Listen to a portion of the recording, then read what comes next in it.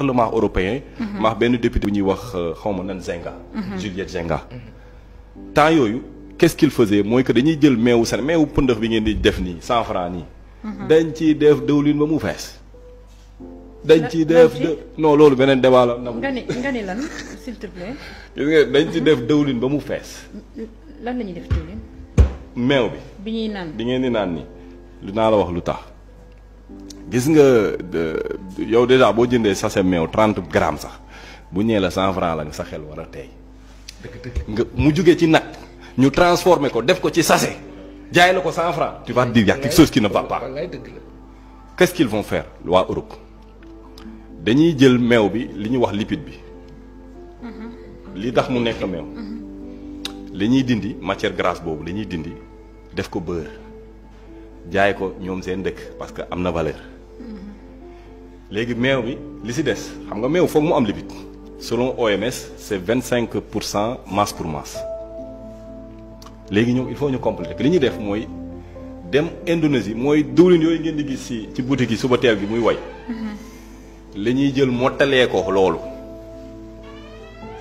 léegi produit boobu amuñu droit jaay ko Europe ñu ñëw yëlëb ko Afrique di ko jaay benn jour j'ai écrit à Nestlé parce que ñoom ñëpp la de meew yi ngay gis sachet Gloria ñoom ñëpp je pense citer 100 voilà ay Alip au temps xaw ma ndax mu ngi am ba léegi ma bind ko Nestlé mu ne ma selon la réglementation sénégalaise loolu tere amuma empêchement boobu ma ne ko léegi lu tax doo ko jaay France wala doo ko jaay Suisse mu ne ñun amuñu possibilité jaay ko fii mais ba léegi ma yëgal la monsieur Diallo loolu du gaañe ma ne ko waa léegi du gaañe lu tax doo ko jaay France waaye mosuma tontu c'est-à-dire que gis nga le problème ici au Sénégal c'est tellement profond des fois ndeysaan damay wax ñu ne ma opposant là ma ne leen non je suis un proposant c'est deux mots qui sonnent mais qui sont différents. c'est différent.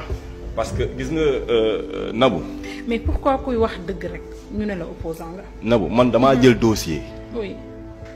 dem ba Sonacos. pour dëwlin jar Sénégal 1150 dëwlin bi gën a baax ci àdduna bi wala deuxième bi gën a baax ci àdduna bi xanaa kooku nag mënul nekk opposant te ci arrêt ñu Macky Sall la président Macky Sall léegi nag est-ce que man. luñ la wax ñoom. laa ilaa mu ngi ca 3 ba ñu sànni ne jël gerte gi jaayee leen gënal tey jii bu ma gisee dëwlinu gerte ji jar Sénégal 2000 francs sama xol day tàng parce que la solution je l'ai trouvée depuis 1 an parce que mooy sama liggéey dama amoon usine dëwlin keroog wax naa leen ko fi.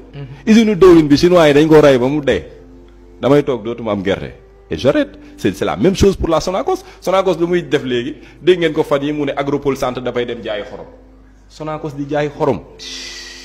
xam nga Sonacos lu muy teg société nationale de commercialisation des oléagineux mooy maanaam lépp lu am dëwlin la Sonacos war a liggéey temps yi mu nga ca ndaamaraas ma c'est-à-dire que il est en train de faire du mercantilisme dem di jëndi di jaay bien que d'accord bon DG bi nee na ñu ngi def ay résultats première année bi mu fi nekkee nee na am nañ 370 millions de résultats mais man su ma yoree entreprise am 370 millions ci un chiffre d'affaires de 37 milliards non damay bàyyi mooy maanaam tey dama jëndee portable 100 000 dem jaayee ko 101 000 pour am bénéfice 1000 francs du ma ko def voilà les problèmes du Sénégal sont structurels. nañu toog ñi xam ku nekk xam-xam bi nga yor nga ñëw teg ko man nag du ma bokk ci réseau boo xamante ne. da ngay génn sa xam-xam ñu def ko ci 3 man je suis un homme d'action j'accompagne mes idées avec des actions. voilà. d'accord léegi Alpha moom wax dëgg yàlla instant bii.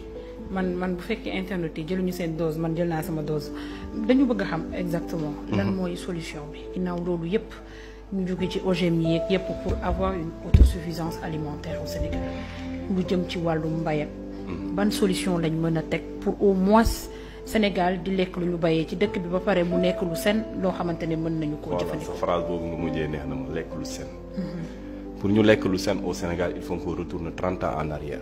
Si vous avez une machine à remonter le temps je vous donnerai la solution mais comme amuñu ko je vais aller si li nga wax l'autosuffisance gis nga Nabou. bul duggati mukk si jeu yi nit ñi di wax autosuffisance alimentaire. il faut préférer ngay wax sécurité alimentaire dafa am différence. souvent les hommes d'État autosuffisance la ñuy wax xam nga FAO. daf ne sécurité alimentaire pour nga am ko il faut les 4 dama bëgg nga jàpp baax li may wax. mu ne benn bi il faut nga am disponibilité physique de l'aliment mooy maanaam li nga bëgg a nekk fi ñaar bi mu ne disponibilité économique mooy maanaam xaalis bi nekk fi tamit pour jënd ko. mu ne ñetteel bi mu ne l'accès à l'aliment mu maanaam nit ñi buñ ko soxlaa mën ko gis.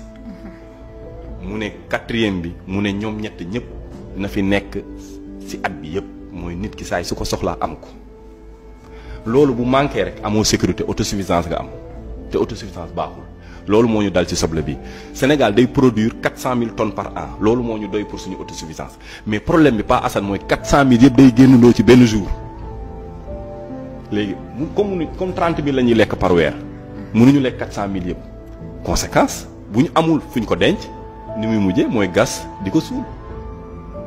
léegi nag après nit ñi def nan dem Hollande jënd ji soble looloo man da gën a naqari xam nga lu tax Hollande bi ñuy wax Pays-Bas xam nga ñaata kilomètre carré la 40 000 kilomètres carrés Sénégal xam nga ñaata 195 000 kii am 40 000 mooy dundal kii am 195 000 kilomètres carrés.